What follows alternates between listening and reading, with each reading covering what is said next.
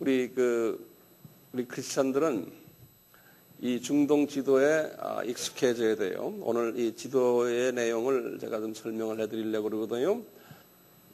자, 여기 아브라함이요, 갈대와 우르에서 태어났다 그러지 않습니까? 이 지도에서 어디입니까? 이 지도에서 보시면, 제가 지금 지도가 나한테는 안 보이지만요, 지도에서 보면은 갈대와 우르가 페르시아만이 어디에? 이게 안 보이네? 오케이. 여기 갈대아를 썼죠? 여기가 오늘날 이락이거든요. 이락. 네, 이락인데요. 거기 보면 두 강이 있어요. 디그리스 강하고 유브라데 강이 있거든요. 그 유브라데 강가에 있는 조그마한 도시가 우르라고, 여기 우르라고 써 있죠. 네. 그 우르라는 그 도시에서 아브라함이 태어났어요. 그리고 이제 아브라함의 아버지 이름이 뭐든가요? 데라죠. 데라도 이제 거기 출신인데, 이분은 그 당시에 바벨론 나라가 그 동네거든요. 바벨론의 우상을 열심히 섬겼던 분이에요. 아브라함의 아버지가. 여호수아에 보면 그렇게 써 있어요. 24장 2절에 보면요. 여호수아서 24장 2절에 보면 아브라함의 아버지 데라도 우상을 많이 섬겼더라 그랬어요. 이분이 그때 연세가 60세였을 때예요. 이제 여호와 하나님 예수님께서요, 이분에게 나타나셔서 이제 고향을 떠나라 그랬잖아요. 그래서 이분이 고향을 이제 떠났는데, 이분이 세 가지 조건을 이제 주님이 주셨는데, 그 조건이 뭐였던가요? 고향을 떠나라, 친척을 떠나라, 그 다음에 가족을 떠나라. 이제 그랬는데, 이분이 고향만 떠났지 나머지는 순종을 안 했잖아요. 그래서 하나님께서 이분을 어디다가 보냈어요? 하란에다가 보냈어요. 그렇죠? 여기 하란 나오죠? 지금 시리아에 있는, 여기 보면 나와요. 저기 써 있죠? 여기. 하란이라고 있어요. 거기 가가지고 이분이요, 15년을 있었어요. 그건 하란이 이분에게는 제2의 고향이에요. 그 아브라함의 가족들의 제2의 고향이 하란이. 거기 가서 15년 있은 후에 이제 아버지 데라가 죽었어요. 그러니까 아브라함이 몇 살이 됐습니까? 75세가 된 거예요. 아브라함이요. 아브라함이 75세가 됐을 때 이제 예수님께서 내가 지시할 땅으로 보낸다 해서 그 땅이 가나안 땅이에요. 지금의 이스라엘 땅이거든요. 여기 가나안 땅 보이지 않습니까? 여기? 이 가나안 땅으로 이제 보낸 거예요. 이제 이분이 가나안 땅에 가서 제일 먼저 들어간 도시가요, 세겜이라는 도시예요. 세겜이라는 도시예요. 그 중부 지방에, 우리 같으면 세겜 한 대전 정도 될까요? 이런 중부 지방에 갔다가, 그 중부 세겜이라는 도시가 나중에 사마리아 지역의 중부 지방에 제일 유명한 도시가 됐어요. 그 세겜에 들리셨다. 그 다음에 밑으로 좀 내려와 가지고 베델에 들렸어요. 베델은 예루살렘에서 10km 북쪽에 있는 도시예요. 예루살렘에서요, 베델이라는 데 들렸어요. 그래서 기억하세요. 첫 도시가 세겜, 두 번째는 베델. 이게 창세기 12장 말씀이에요. 베델에 들렸는데요. 베델에 들렸는데 갑자기 그 지역을 기근으로 만들어 버렸어요. 하나님께서요. 그래서 이 아브라함이요, 할 수 없이 자기 처와 이제 자기 조카랑 이제 같이 간 사람들과 애굽 땅으로 내려갔어요. 기근을 피하려고. 애굽 땅에 내려가는데 애굽 바로 왕이 그 부인을 보고 이뻐가지고요, 왕궁에 이렇게 그 부인을 데리고 왔어요. 그래서 아브라함이 그때 잠깐 거짓말한 이야기가 있죠. 이제 그런 그 이야기가 있는데요. 그런데 부인을 데려온 사건 때문에요, 애굽에 그냥 큰 재앙이 일어났어요. 애굽에. 그래서 애굽 왕이 그걸 깨닫고는, 내가 이 여자를 데리고 있기 때문에 이렇구나 걸 깨닫고는 겁이 나가지고요, 아브라함 보고 너 왜 나한테 이러느냐 이러고는 육축과 은금을 많이 해가지고요, 아브라함에게 주면서 너 다시 베델로 가거라 그랬어요. 그래서 이제 이분이 그냥 어부지리로 하루아침에 부자가 된 거예요. 이제 아브라함만이 아니고 그 조카 롯까지도 많이 가졌어요. 그래가지고 이제 베델에 다시 돌아왔어요. 베델이 어딘지 이제 지도상으로 보이죠? 돌아왔어요. 돌아와가지고는 돈이 생기니까요. 먹을 게 이제 예전에 올 때는 가방 하나 들고 이민 가방을 들고 왔는데 갑자기 돈이 막 생기고 막 이러니까 이게 이제 잡생각이 나는 거예요. 사람이 돈이 많이 생기면 이런 잡생각이 나요. 예. 그래가지고요. 롯이 목에 기부스를 한 거예요. 롯이. 돈 좀 생기고 이제 이러니까요. 그 롯이 자기 부하들에게도 우리 그 삼촌 아브라함 그 부하들과 막 싸움도 막 하게 하고요. 이래서 아브라함이 아주 골치가 아픈 거예요.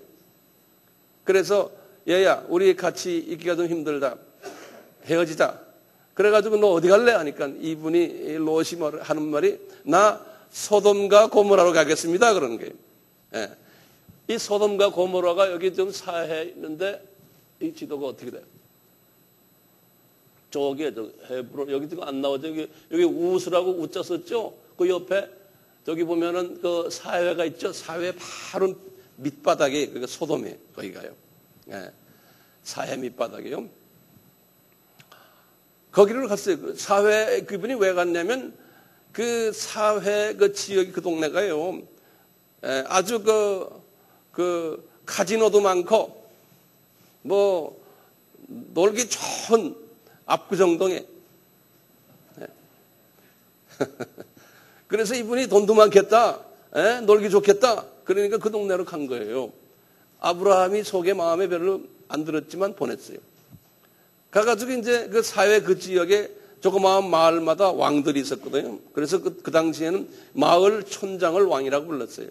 근데 그 동네가 사해 지역에 그 유명한 도시들이 있었어요. 그 압구정 지역에 유명한 도시 있듯이 말이죠. 그랬어요. 그래서 그 동네에 갔는데요. 아브라함은 어디 있냐면 롯을 보내놓고 지금 아브라함이 지금 어디 있어요?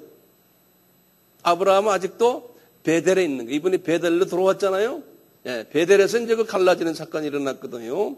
자, 그래서 아브라함이 베델에서 있는데 갑자기 예수님이 나타난 거예요. 아브라함에게 하시는 말씀이 그 유명한 아브라함과의 계약을 하시는 거예요. 그게 이제 창세기 13장 14절부터예요. 14절부터 17절에 아주 유명한 계약을 하시는 거예요. 뭐냐면 이 지금 가나안 땅, 이 지금 이스라엘 땅이에요. 이 땅에 이제 있는데 이런 말 하는 거예요. 아브라함아, 너 한번 언덕 위에 올라가가지고 이 동서남북을 한번 쫙 보라는 거예요. 보이냐? 그러니까 네, 보입니다. 그러니까 너 이 땅 내가 너한테 다 줄게 그러는 거예요.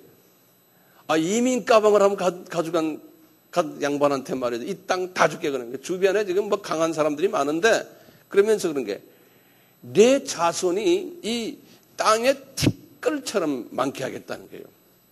그런 약속을 딱 하시는 거예요. 지금 어느 도시에서 했어요? 베델에서 하신 거예요. 예, 아브라함에게. 그 약속이 나중에 이루어졌거든요. 롯을 보낸 후에 말이죠. 딱 그러시는 거예요. 이분은 그것을 그냥 심각하게 안 들은 거예요. 자, 그런데 주님께서 그러는 거예요. 너 이제 이 도시 잊지 말고 내가 한 도시로 내려보낼 테니 그리로 내려가라는 거예요. 그게 헤브론이라는 도시예요. 헤브론이라는 도시는 예루살렘에서 약 한 40km 남쪽 도시예요. 사해가 있으면 사해에 꼭 중간 수준에 있는, 여기 내 손이 사해면요, 중간 정도 있는, 예루살렘은 사해의 꼭대기에서 26km 떨어진 데가 예루살렘이에요. 여기가. 내 손이 이게 사해입니다. 여기에서 26km 떨어진 꼭대기에서 여기 예루살렘이고, 헤브론은 여기서 40km 내려와서 사해의 중간 레벨에 딱 있는 거예요. 여기요. 헤브론이라고 한번 발음해 보세요. 헤브론. 굉장히 중요한 도시예요. 이 도시가. 예. 왜 중요하냐면 이 도시가 지금도 이스라엘과 팔레스타인의 문제가 되는 도시인데요. 이 도시에서 나중에 사라의 무덤도 여기 있고요. 이 도시에 막벨라 무덤이라고요.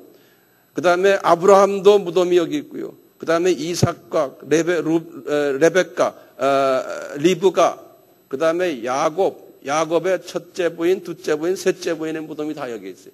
그러니까 이 헤브론의 이 막벨라 무덤은 지금도 이스라엘 사람들에게는 성지. 네. 근데 이분이 이제 여기 내려갔거든요. 이 도시에 탁 내려갔어요. 그런데 이 헤브론에, 거기에 헤브론에서 이제 바깥에 조그마한 농장 땅이 하나 있었는데 그 땅이 마무레라는 사람의 땅이에요. 그래서 그 동네를 마무레라 그래요. 그래서 이분이 그 마무레 땅에서, 그분 땅에서 텐트 치고 살았어요.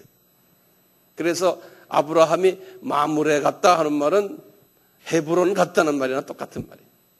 우리 같은 수지, 마무레가 수지라고 생각하시면 돼요. 자, 이렇게 이제 이분이 있는데요. 지금 어디에 있습니까, 이제? 아브라함이? 지금 헤브론에 있습니다. 헤브론이 몇 킬로 밑이에요? 40킬로 밑이에요. 아주 중요한 도시예요.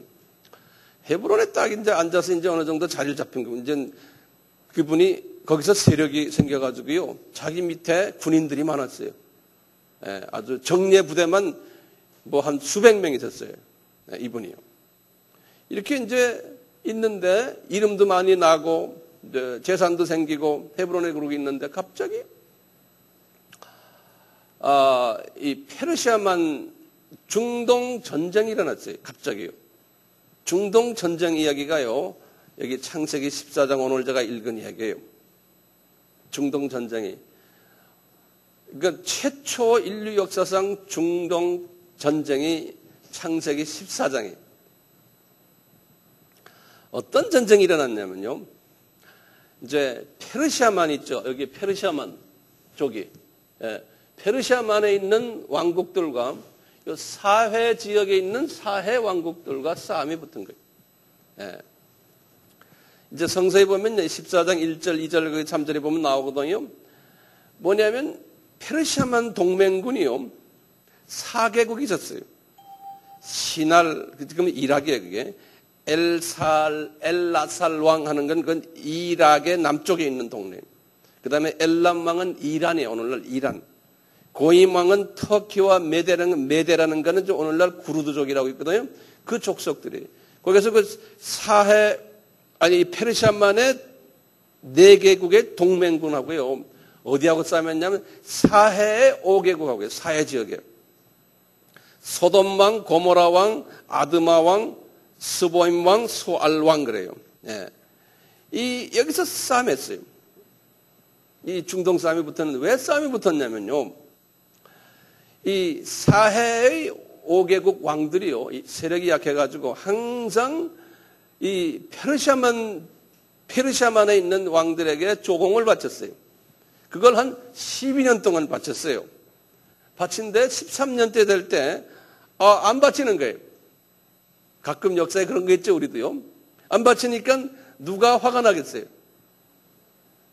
예?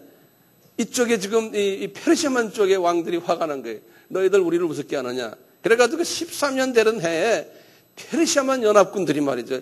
사해 5개국을 침략을 했어요. 침략해가지고요. 돈 다 뺏고, 재물 다 뺏고, 양식 다 뺏고요. 그 다음에 거기에 있는 사람들 다 포로를 해가지고요. 어디를 갔냐면, 이거 잡아가지고요. 저 위에 지금 보면, 이 지도가, 저기 보면 시리아의 수도가 이름이 뭡니까? 다메섹이라 그러죠? 다마스커스, 오늘날이요. 그 지역까지 다 데리고 갔어요. 이 사해의 사람들 데리고. 예, 노예를 삼아가지고요. 여기 14장 나중에 집에 가서 자세히 읽어보면 나와요. 근데 문제는 거기서 도망 나온 사람이 하나가 있었어요. 그 전투 속에서 도망 나와가지고 헤브론에 아브라함에게 찾아갔어요. 아브라함 선생님, 우리가 지금 이렇게 해서 지금 혼쭐 나서 우리 지금 모든 사람들이 다 그렇게 됐는데 그 중에 선생님의 조카인 롯도 다 잡혀갔고요. 롯 가족 다 잡혀갔습니다. 재산 다 뺏겼습니다. 이러니까 아브라함이 그냥 열을 받으신 거예요. 이 어른이 열을 받아가지고요. 그래가지고 자기 군인들을 모았어요. 헤브론에서요. 그게 성서에 보면 318명이라고 그랬어요. 아주 정예 군인, 우리 같으면 공수부대. 네. 공수부대의 군인들을 모아가지고요. 이분이 어디를 올라갔겠어요? 저 지금 시리아 지금 다메섹까지 좀 올라간 거예요. 올라가가지고 이분들과 싸움이 붙었어요. 싸움이 붙었는데 누가 아브라함을 돕겠어요? 이제 여호와께서 예수님이 도우시는 거예요. 그래가지고 말이죠. 그냥 가서 그냥 완전히 전멸을 시켰어요. 그분들을 전멸시켜가지고 전쟁 그 노획품들이요. 그 다음에 자기 이쪽에 지금 사회 지역에 있는 모든 사람들을 다 다시 해방시켜가지고 데리고서 내려오시는 거예요. 내려오시는데, 이분이 지금 이렇게 내려오는데, 지금 예루살렘, 아까 사야의 꼭대기 예루살렘을 했죠? 그 당시에 그 예루살렘 이름이 살렘이라고 그랬어요. 그 이름이 거기까지 왔어요. 다 군대들 데리고 내려오는데요. 그런데 갑자기 말이죠. 오늘 본문 말씀에 이분이 예루살렘에 여기 보면 골짜기 이름이 나오는데 사회 골짜기라는 그게 무슨 골짜기냐면 지금의 기드론 골짜기. 그러니까 예루살렘 성전이 있으면 성전 바로 옆에 골짜기예요. 거기까지 딱 온 거예요. 기드론 골짜기. 그런데 거기에 살렘 왕이라는 사람이 딱 나타나가지고요. 그분 이름이 멜기세덱이라는 거예요. 예. 이분이 딱 나타나가지고 떡하고 포도주를, 다시 말합니다. 떡하고 포도주를 딱 들고 왔어요. 이 아브라함을요, 축복을 하는 거예요. 아브라함을. 네. 이분이. 이 살렘 왕이 뭐라고 축복하냐면요. 지극히 높으신 하나님의 제사장인 이 멜기세덱을 이렇게 표현했어요. 지극히 높으신 하나님의 제사장인데 그가 아브라함을 축복하여 가로되 천지주제이세요. 이 천지주제란 말이 뭐냐면요. 천지주제란 말이 한국말로 영어로는 그랬어요. The one who possessed heavens and earth. possess란 말이 뭡니까? 소유했다는 소리죠. 그렇죠? 예. heavens, 우주 전체와 이 땅, 이 지구 전체의 삼라만상을 소유하고 계신 그런 말이 천지의 주제이신 그런 말이에요. 예? 주제이신 하나님이시여 아브라함에게 복을 내려주세요. 그런 거예요. 그러니까 아브라함에게 하시는 말씀이 이분이 계속해서 그래요. 아브라함아, 네가 전쟁에서 이긴 것은 네 잘나서가 아니고 이 하나님이 너를 이렇게 하게끔 했다. 그러니까 그분에게 찬양드리라 그러는 거예요. 예. 아브라함이 그걸 딱 듣군요. 이분에게 자기의 그 전획물 얻은 거예요. 그거의 10분의 1을 바치는 거예요. 누구한테 바쳐요? 멜기세덱에게 바치는 거예요. 그러면서 아브라함이 그러는 게 내가 이긴 것이 내 실력이 아닙니다. 이 천지의 주제가 되시는 이분이 도와서 그렇습니다. 라는 거예요. 예. 딱 그래서 11절을 딱 바치니까요. 그치 같이 따라왔던 소돔 왕이 소돔 왕 자기를 도와준 아브라함이 소돔 왕을 도와줬잖아요. 따라왔어요. 끝까지 따라왔어요. 소돔 왕이 딱 뭐라고 그러냐면요. 소돔 왕은 뭐냐면 이 바벨론 종교를 섬겼던 아주 악의 상징되는 왕이라고 생각하시면 돼요. 네. 이 소돔 왕이 아브라함에게 말하기를 여보시오, 이 소돔 사람들 당신 지금 이거 데리고 지금 오고 있잖아요. 소돔 사람들은 나에게 주시오. 그 대신에 당신이 지금 노획한 물건들 그거 다 당신 가지시오. 그러는 거예요. 소돔 왕이 갑자기. 그러니까 아브라함이 뭐라고 그러냐면 얘야, 천지 주제 되시고 지극히 높으신 하나님 여호와께 내가 손을 들어서 맹세한다 그러는 거예요. 예? 내가 네가 주는 것 요만큼 실로라기 하나라도 내가 가지지 않겠다는 거예요. 예? 그러시는 거예요. 왜? 너 때문에 내가 치부됐다는 소문 듣기 싫다는 거예요. 아브라함은 지금 누구 때문에 치부했다는 말을 듣고 싶어요. 여호와 하나님 때문에 내가 이렇게 돈을 벌었다고 말하고 내가 사람들에게 소문내고 싶지 너 때문에 아니라는 거예요. 이렇게 탁 말씀하시는 거예요. 이제 오늘 본문의 말씀이 이 말씀이에요. 그런데 이 말씀 속에요, 아주 중요한 몇 가지 우리가 참고해야 될, 잊지 말아야 될 레슨들이 있어요. 교훈들이. 첫째, 멜기세덱은 도대체 누굽니까요? 이 멜기세덱은 누굽니까? 우리 여러분들 많이 들었어요, 평소에. 멜기세덱 하면, 그분? 그럴 거예요. 이분은 누구냐면, 히브리서 7장에서 설명을 하고 있어요. 히브리서 7장에서요. 1절에서 3절에 설명하고 있어요. 히브리서라는 것은 히브리 사람들을 위해서 쓴 주님의 말씀이거든요. 히브리의, 그러니까 이스라엘 크리스천들에게 말씀하시기 위해서 예수 그리스도가 누구라는 걸 말씀하기 위해서 한 그 책이 히브리서예요. 이 히브리서에서요, 7장 1절에서 3절에서 이런 말이에요. 이 멜기세덱은 의의 왕인데, 그러는 거예요. 이게 그 말 자체가 멜기세덱, 이 두 단어가 합해진 혼합어예요. 멜기세덱 하면 그 붙으면 무슨 말이에요? 의의 왕이란 소리예요. 그 이름이요. 의의 왕이라는 거예요. 근데 히브리서에서 그래요. 그 의의 왕 멜기세덱은, 그분은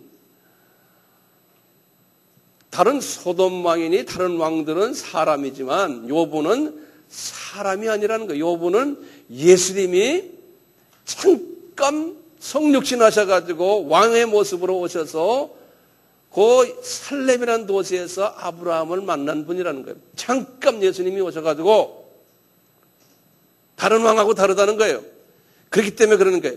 요분은 보통 어느 왕 하면은 그 왕은 누구의 아들이고, 그러니까 아버지 이름도 있고, 엄마가 누구고, 족보가 네 집 아들이고, 이분이 언제 왕이 시작됐고, 언제 이 사람이 죽었다. 되게 사람이면 그런 게 다 있는데, 이제 히브리서 7장 2절에 그러는 거예요. 이 멜기세덱은 사람이 아니라는 거예요. 잠깐 사람으로 오신 분이기 때문에 이분은 이런 족보도 없고 아비 엄마 이름도 없고 시작한 날도 없고 죽은 날도 없는 분이라는 거예요. 이분이 누구냐면 이분이 예수님이라는 거예요. 그건 아브라함이 예수님을 만난 거예요. 그렇죠? 그러면 여러분들 성서에서 예수님이 아브라함 나 만났다 어디에 나와요? 요한복음 8장 56절 57절. 네.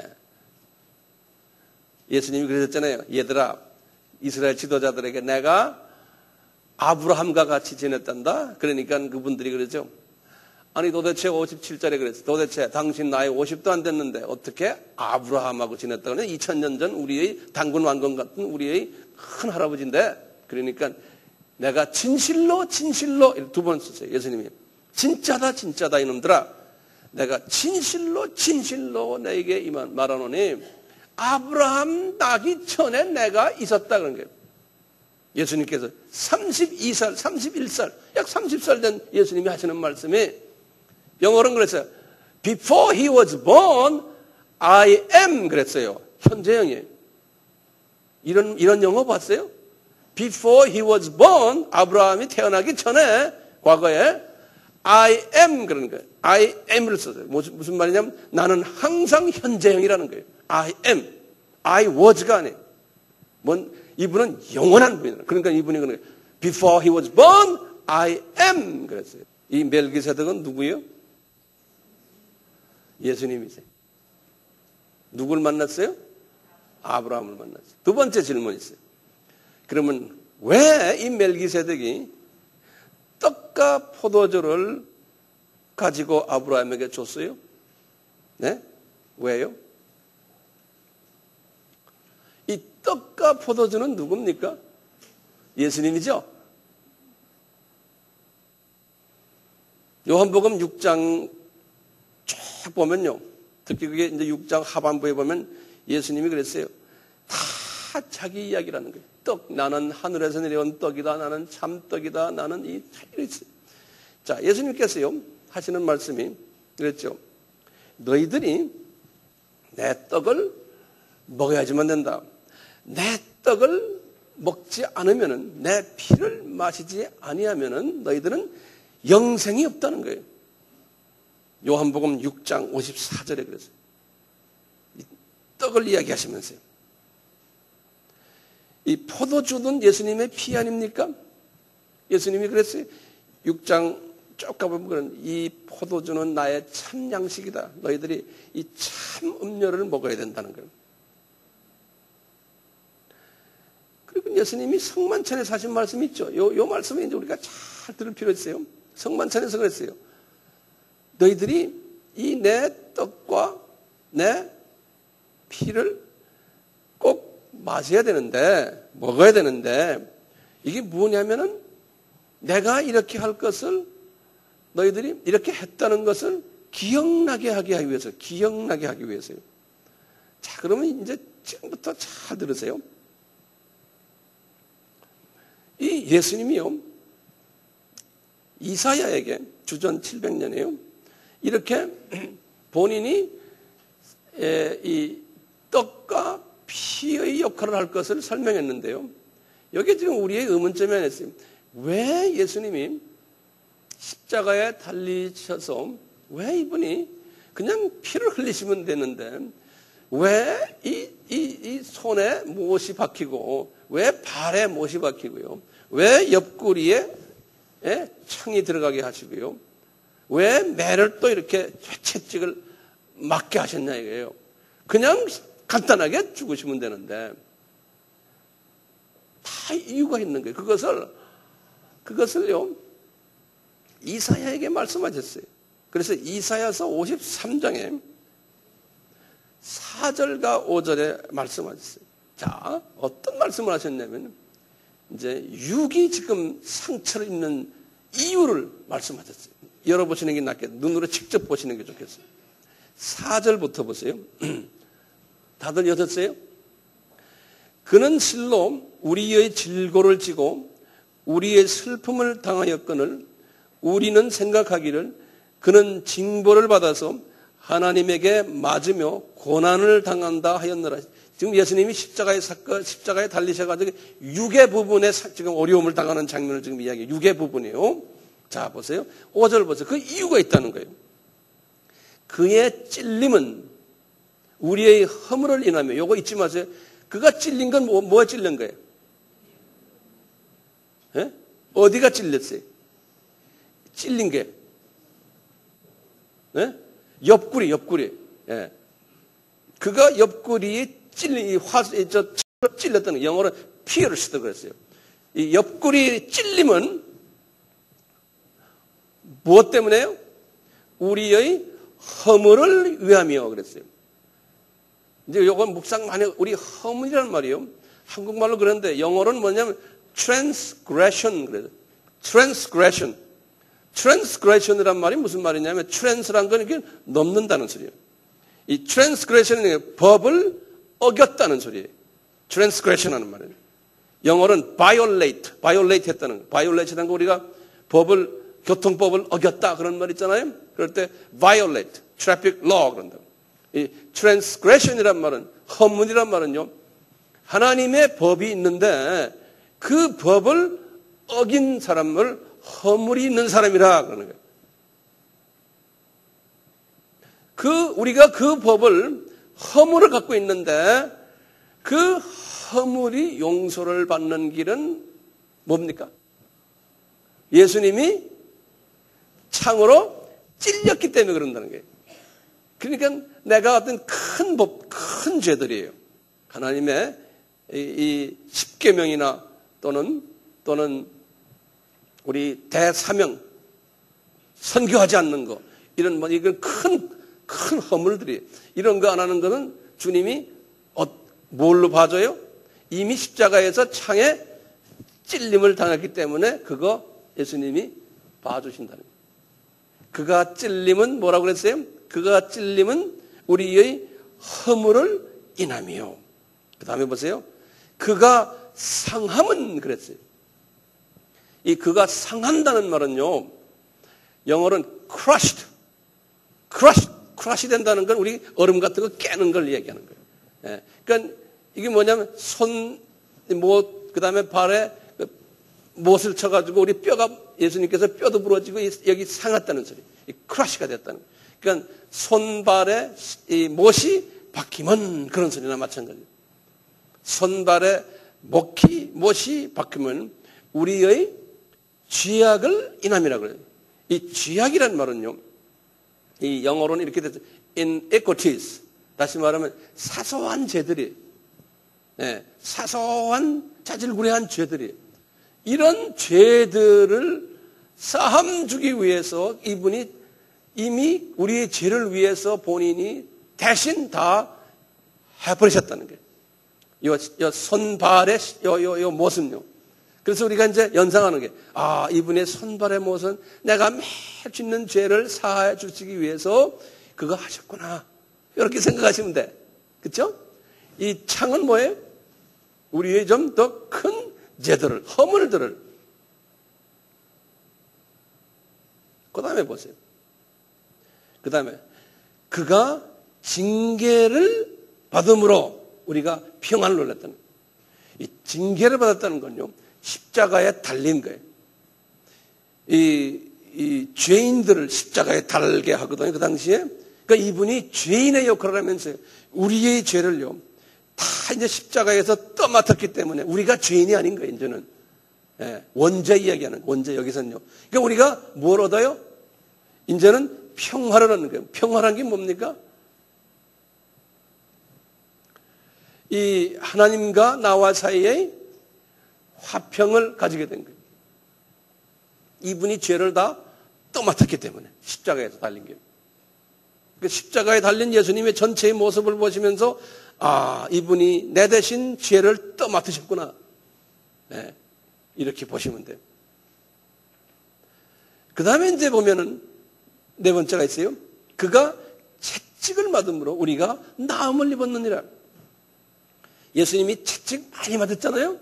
그 맞는 이유가 뭐냐면 우리가 여기 나음을 입었다는 말은 영어로는 힐링이 뭡니까? 이 육의 병들, 마음의 병들, 이 영적인 병들이 우리가 매일매일 이런 병들 있잖아요. 이런 병들을 낫게 하기 위해서 이미 주님이 매를 맞으셨다는 거예요. 그러니까 우리가 이제 주님과 대화할 때 어떻게 해요?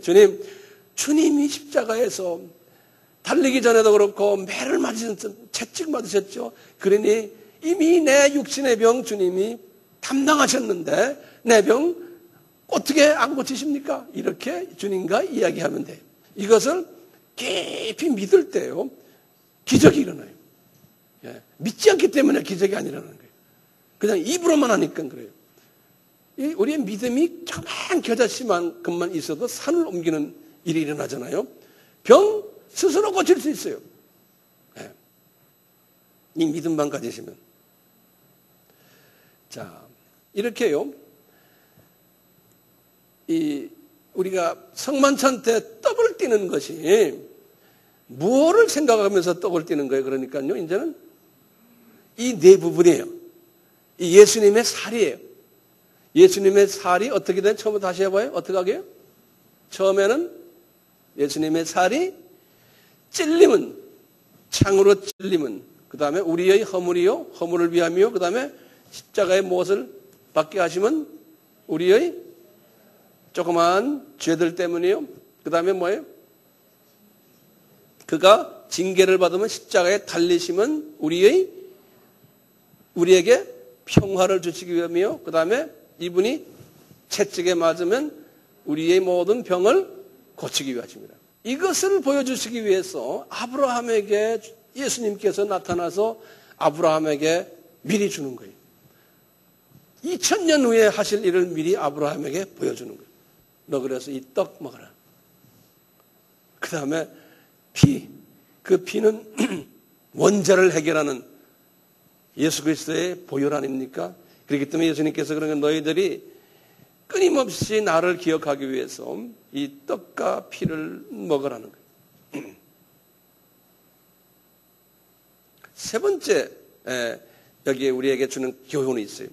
이 지금 멜기세덱 이야기를 통해서 세 번째 교훈은 뭐냐면 왜 그 멜기세덱 이름이 살렘 왕입니까?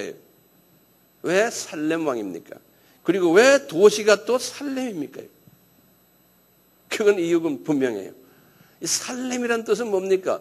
평화라는 뜻이거든요. 그래서 나중에 그 이름이 예루살렘으로 된 거예요. 시편 76편 2절에 보면 살렘과 예루살렘은 같은 이름이라는 거예요. 그 도시가요, 평화를 가져다 주는 도시예요. 누구와 누구 사이를 평화를 가져다 줘요. 하나님과 인간과의 사이를 평화를, 화평을 가져다 주는 그 장소가 거기라는 거예요. 왜요? 그 장소가 겟세마네 동산이고 그 장소가 갈보리 산이에요. 예? 그 장소에서 예수님이 다 이루었다라고 고백하신, 선포하신 인류의 평화를 가져오는 그러한 산이 그 산이에요. 그것을 보여주기 위해서 나중에 아브라함에게 너 아들 이삭을 거기다 바쳐라 그랬어요. 그 산에서. 모리아산이에요. 모리아산. 나중에 바울에게 그런 게 이삭을 바쳤는데 그 이삭이 갈라디아서 3장 16절에 그랬어요. 그 이삭이 예수님의 표상이었다 그런. 네. 모리아산에서 바쳤던 창세기 22장의 그 사건이. 그러니까 다른 도시가 아니고 살렘에 예수님이 나타나셔 가지고 살렘 왕으로 의의 왕으로 아브라함에게 나타나셨던 거예요. 자, 네 번째 이제 마지막이에요. 네 번째 우리에게 주는 교훈은요. 아브라함이요. 이 살렘 왕에게요. 11조를 바쳤어요. 11조. 자기가 획득한 물건의 11조를 바쳤어요. 이 아브라함이 그런 거예요.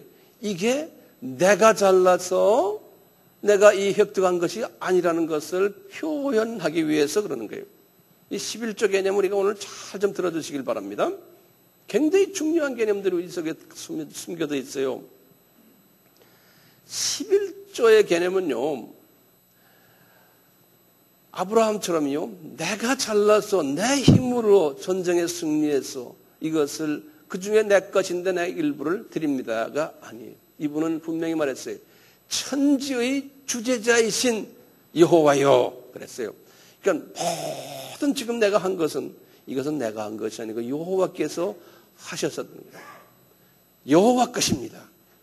그 중에 여호와가 나에게 다 주신 것을 그 중에 10분의 1을 제가 다시 여호와께 반환합니다. 10분의 9는 내가 여호와 걸 내가 받고요. 여호와 것의 10분의 1은 내가 다시 반환합니다. 그 개념이 아브라함이 그렇게 고백을 했어요. 이런 사람은요, 하나님께서요, 왜 사랑합니까? 네? 간단해요. 이유는요, 하나님이 자기 자존심을 세워주는 게 그 피조물들이에요. 네가 가진 것, 네 생명, 네 재산, 네 자녀, 네거 모든 것이다. 네게 아니라는 것을 고백하는 사람이 11조를 내는 사람. 이게 당신 겁니다. 그 중에 일부를 내가 다시 반환합니다. 이 개념을 가진 사람, 이 개념을. 이런 사람 이뻐요, 안 이뻐요? 아, 이쁠 수밖에 없죠. 그것을 아브라함을 통해서 보여주는 거예요. 그러니까 아브라함아, 네가 11조를 냈기 때문에 내가 너에게 엄청난 복을 내려주겠다는 거예요. 그래서 그 아브라함의 복이에요. 이 11조를 바쳤기 때문에. 왜냐? 나의 자존심을 네가 깨닫고 네가 나를 존경했기 때문에 내가 만유해 주고 창조 주고 내가 모든 걸 가진 천지의 주제인 것을 네가 인정을 하고 머리를 탁 숙이고 무릎 꿇었으니까 내가 너를 복 주겠다는 거예요. 그래서 아브라함이요. 이름을 딱 바꾸는 거예요. 너는 아브람. 본래 아브람이라는 이름은 네 이름이 존경스러운 이름이다. 이런 이름이에요. 그런데 고귀한 이름이라는 뜻인데 아브라함 이름 바꿔라. 너는 열국의 모든 족속들의 아버지가 되겠다는. 아, 세상에 말이에요. 동네 게임하다가 이 사람은 지금 세계 게임을 하는 사람이 되어버린 거예요. 동네에서 존경받던 사람이 이제 세계 만민에게서 존경받는 사람으로 아주 딱 높여주는 거예요. 부인까지도 맞아요. 만민의 어머니가 되겠다고 복을 자녀들 복 말할 것도 없죠. 그러다 보니까 이분이 예수 그리스도의 영적 예수 그리스도의 조상이 됐고 이 후손들이요. 선민이 됐고 이 후손들이. 그리고는 이분에게 그러잖아요. 아브라함아, 내가 너에게 이제 복을 줄 텐데 창세기 12장 2절 3절 보면 그런 이야기가 계속 나오죠. 어떤 복인지 아세요? 너를 축복하는 자마다 내가 복을 내리고 너를 저주하는 자에게는 내가 저주하리니 땅의 모든 족속이 너로 인하여 복을 받으리라. 엄청난 복을 이분에게 주신 거예요. 예? 왜 그래요? 하나님을 인정하니까 그래요. 인정하는데요. 이분은 전체를 아들까지 바치는 거예요. 바치는. 왜? 내 것이 아닙니다라는 개념이에요. 지금 우리가 가지고 있는 문제점이요. 크리스찬들이 가지고 있는 문제점이요. 내가 가지고 있는 것. 나. 이 마지막 때에 모두가 다 개인주의가 발달돼 가지고요. 내가 가지고 있는 것. 내 새끼들, 내 재산들, 내 건강, 모든 게 다 지 거라고 생각하는 이 개념이 이게 문제예요, 우리가요. 11조의 의미는 만물의 창조자이신 예수 그리스도를 높이고 인정하는 거예요. 11조의 의미는 나에게 다 주셨는데 그중에 10분의 1은 주님이 이것은 내가 쓰겠다. 예수님께서 그러시네요. 그러니까 나한테 다시 보내라. 이 소리 너 다 줄 텐데 10분의 1은 내 거니까 다시 나한테 가져오라는 거예요. 이 11조의 역사는 어떤 분은 아벨이 첫 동물을 바쳤을 때 창세기 이제 4장에 나오잖아요. 4장 4절에 그때부터 11조가 시작됐다고 본 분도 있지만 대부분이 아브라함의 지금 이번 11조 이번 이 사건을 통해서 바치는 거예요. 이때부터 11조의 시작이라고 보는 것이 정설이에요. 이 아브라함이 이렇게 바친 후부터요. 하나님께서는 나중에 모세 때 이제 신명기 26장에도 그러고요. 레위기에도 그러고요. 너희들은 이제는 11조 바치라는 거예요. 그러면서 동물 중에 첫 새끼를 바치고 레위기 27장 30절부터 신명기 26장 1절부터 쭉 내가 보면 그 집에 가서 다 보세요. 11조 바치라. 생축의 첫 새끼를 바치고 곡식들도 전부 과일이고 모든 네가 지금 생산하는 모든 그 당시엔 농경사회니까요. 11조를 다 바치. 이것은 다 내 것이라는 거예요. 10분의 1은 네.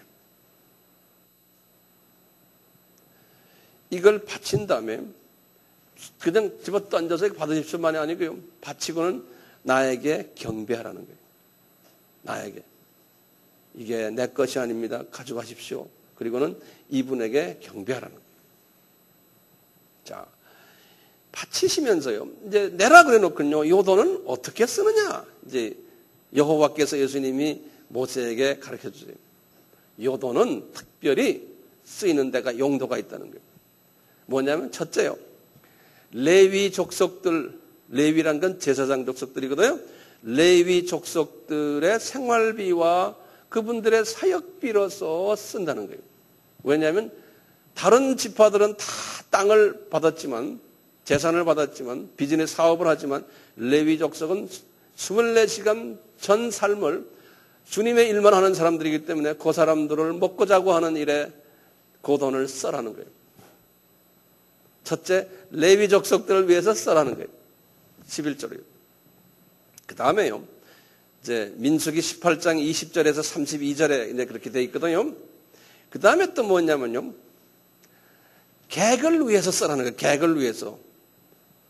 그러니까 딴 데서 온 사람들을 위해서 써라는 거예요. 지금 우리는 지금 여러분들이 내는 11조 가지고 객을 위해서 씁니까? 안 씁니까? 쓰죠? 레위 족속을 위해서 씁니까? 안 씁니까? 써요. 그렇지만 이 안에 우리가 다른 레위 족속들이 있어요. 우리 풀타임 스태프들이 있어요. 부목사님들, 전도사님들, 이분들은 딴 거 안 하고 이것만 하니까요. 주님 일만 하니까 이분들은 여러분들이 내는 11조 가지고 이분들이 먹고 살아야 돼요. 그래서 우리가 해요. 그것도 최소한으로 해요. 계획을 위해서 합니까? 안 합니까? 지금 이 4층에 계획이 꽤 있죠? 저 계획만이 아니에요. 바깥의 계획들이요. 소위 선교죠? 이걸 우리 지금 하고 있잖아요. 여러분들이 11조 가지고요. 성서에서 그렇게 하라고 그러니까요. 그러니까 11조 안 내는 사람 여기 있죠? 복 못 받아요? 절대로 못 받아요. 여기 분명히 써놨어요. 좀 있으면 제가 설명해야 돼요. 자식에게까지도 하나님이 복 준다고. 그거 안 하는 사람은 자식을 저주한다고 그랬어요. 예. 그 후손들을 저주한다고 그랬어요. 왜냐하면 내 돈 뺏어갔다고. 그 다음에 고아와 과부를 위해서 써라 그랬어요. 그러니까 다 보면은요, 우리의 도움을 필요한 사람들을 위해서. 하나님은 사랑의 하나님 아니에요? 그러니까 사랑의 하나님이 너희들을 통해서 내 사랑을 전해주라는 거예요. 가난한 사람들을 위해서, 고아를 위해서, 과부를 위해서. 그러니까 우리 사역이 바깥 사역도요, 복음을 전하면서요, 이 고아원 도리가 짓고, 과부를 위해서 도와주고, 이런 일들을 지금 우리가 각 나라에서 지금 하고 있어요. 여러분들이 내신 돈 가지고. 이분들을 위해서 하라고 했는데요, 문제가 있어요. 이스라엘 사람들이 그 후부터요, 이제 다윗 왕이나 솔로몬 왕 그 후부터 뭐냐면 이분들이 11조는 내요. 11조를 내는데요, 11조래요. 온전한 11조를 내질 않는 거예요. 이제 종교성은 있는데 온전한 11조를 안 내는 거예요. 예를 들어서요, 동물도 가장 싼 동물들, 첫 새끼를 내라고 그랬는데요, 예? 다리 저는 것들, 애꾸는, 지가 보기에 필요 없는 것들, 예? 이건 뭐 던져도 될, 이런 것들을 갖다 이게 11점이다냐는 거예요. 이렇게. 그리고요, 이스라엘 사람들이 그 죄상을 쫙 설명하는 내용을 보면요, 열왕기 하 14장의 23절, 29절의 그 내용을 쭉 보면요, 그 다음에 그 쭉 내용들 보면 그래요. 내가 이제 시간이 많지 않아서 다 설명을 못 하겠지만, 이 사람들이 그 공동체가요, 다시 말하면 교회예요. 교회가요, 11조를 내는데요, 그 안에 지도자들과 그 안에 모든 그 안에 교인들이요, 물질주의에 빠져 있고요, 그 다음에 뇌물 주고받고 하고요, 사회 정의를 실현하지 않고요, 빈익빈이고요, 부익부익, 가난한 사람 학대하고 공핍한 자를 압제하고 부정부패가 많고요. 지금 우리나라 교회도 마찬가지예요. 교회가 점점 돈이 많아지니까요, 이런 짓들을 해요, 모두. 예. 부자 교회, 가난한 교회, 서로 돕지 않고, 예? 이 지도자들이 돈에 눈이 밝혀 있고요. 지도자들이 그러니까요, 남의 교인들이는 11조 가지고 아주 고급차 타고 다니고 호텔만 돌아다니고, 예? 먹어도 고급만 먹고, 이 고급화 돼버린 거예요, 모두 지도자들이. 이러면 됩니까, 안 됩니까? 안 되죠.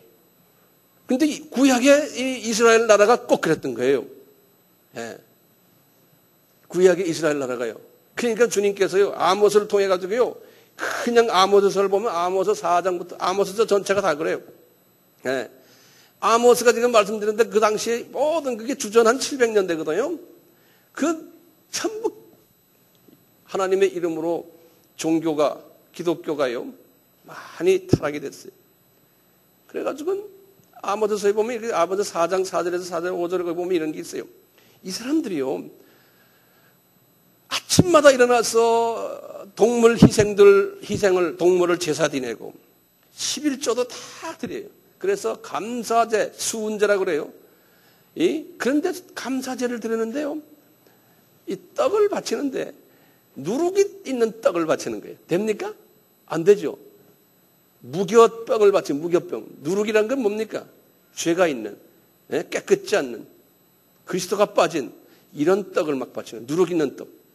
낙헌제라 그래가지고요, 이 사람들이 이제 우리 같으면 뭐 여러 가지 다른 형태의 그 헌금들이, 영어로는 free will of, 자기가 생각나니까 막 바치는 그런 11조 외에 이제 바치는, 우리도 그런 11조 외에 감사절기에 절기도 보고 바치고 뭐 바치고 하잖아요. 그런데 보면 그랬어요.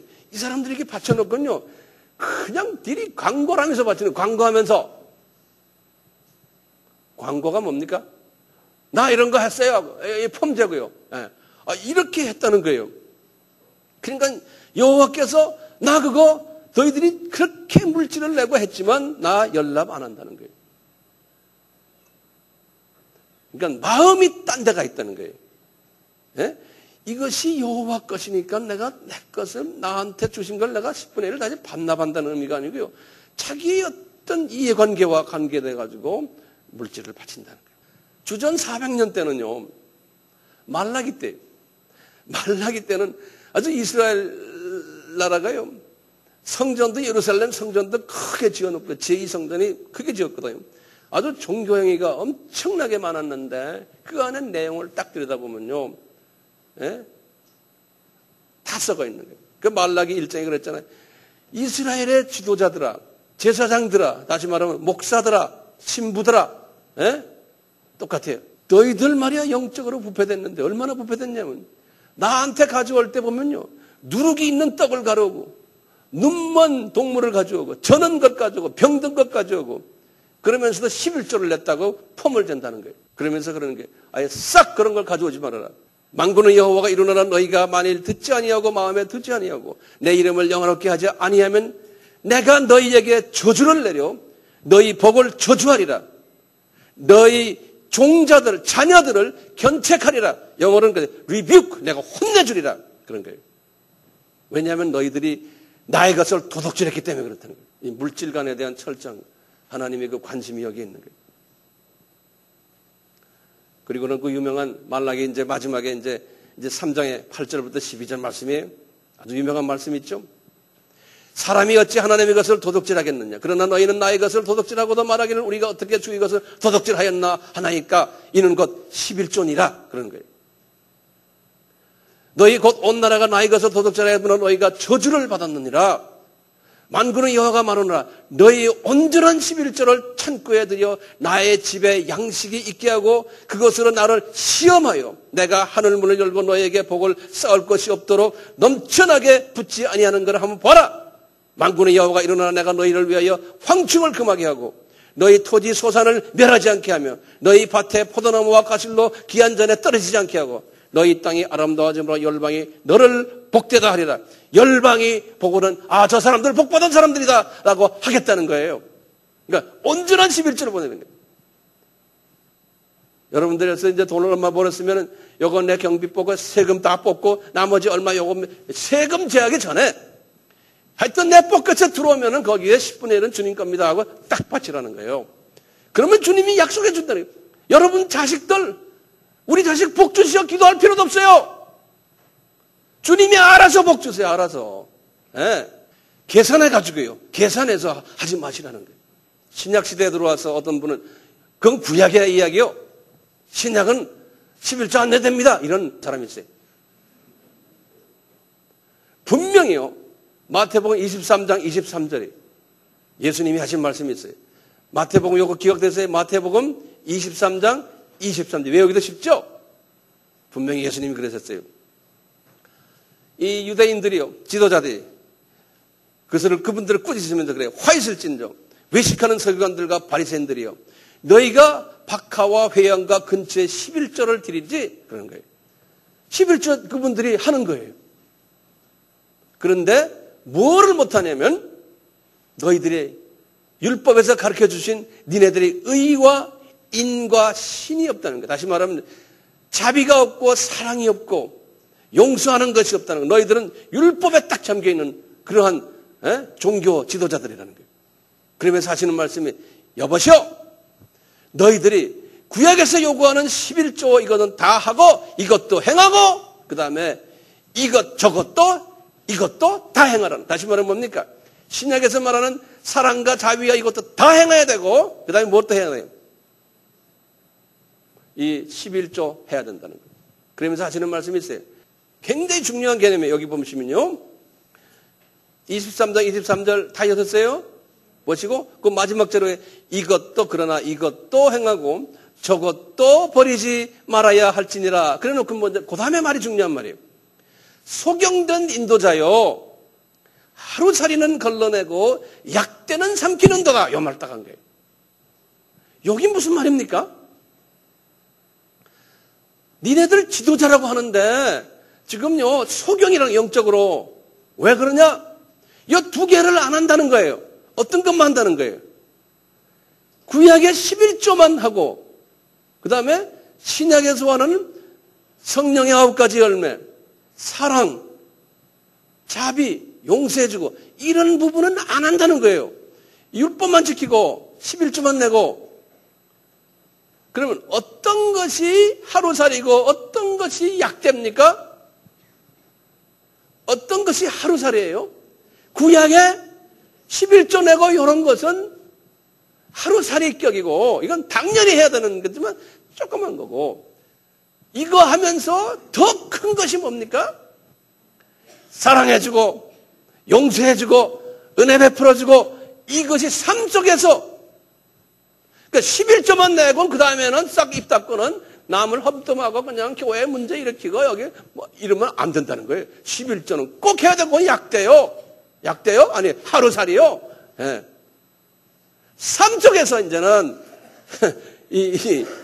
뭡니까? 이게 약대 역할을 해요. 우리가 자칫하다 보면 교회에다 돈만 많이 내고, 그리고는 그 다음엔 뭐 내 할 일 다 했다, 이런 사람이 가끔 없잖아 있어요. 아니라는 거예요. 당연히 11조는 내야 되지만 해야 된다는 거예요.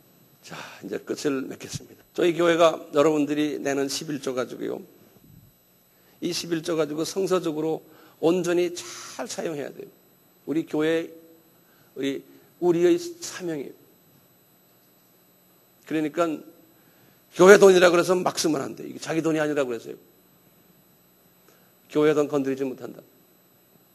이것은 특별히 복음 전하는 일에, 지금 성서 말하는 이런 사람들을 위해서만 쓰는 거지, 교회가 그런 걸로 쓰는 교회 돈이 그게 아니다.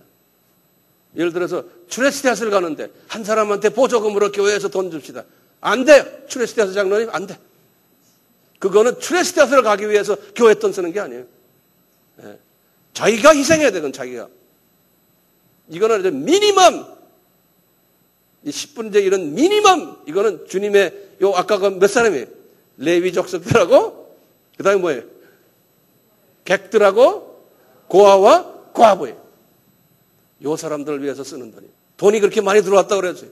목사님이 고급차 사고, 목사님이 자꾸 고급화되는 좋은 아파트로 옮기고, 목사님 자녀들 위해서 뭐하고. 지금 우리나라는 그게 지금 팽배해 있어요. 어디서 만납시다 하면 뭐 하야시대 만납시다. 어디서 만납시다 그래. 나 안 가요. 그런 데는. 당신 안 가요. 감자탕에서 만납시다 그래. 네.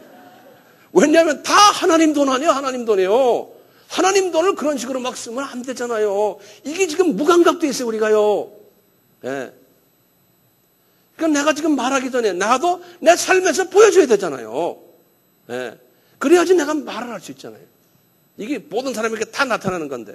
우리가 선교를 가도요. 선교는 말이 선교죠. 가자마자요. 그냥 이 관광단, 관광. 목사님들 가서요. 선교 간다고 가서. 이따가 몇 군데 가서 한 시간씩 설교 좀 하고, 그 다음에는 사진 찍고, 그 다음에는 관광단에. 대부분이. 그러니까 현지인들이 그걸 아는 거예요. 한국 목사들은 사람들 무르륵 데리고 와서요. 이 관광단이고. 많은 관광하는 관광 가이드가 목사님들이요. 선교사님들이요. 그걸로 돈 벌어야 돼요. 그러니까 하나님이 지금 이번에 이제 탈레반 사건으로 우리를 지금 한번 때리는 거예요. 너 이놈들아 정신 차려라고. 소문내고 말이죠. 아미는요, 우리 따라가서 관광 가면 나한테 혼나요. 우리는 관광 가는 사람들이 아니에요.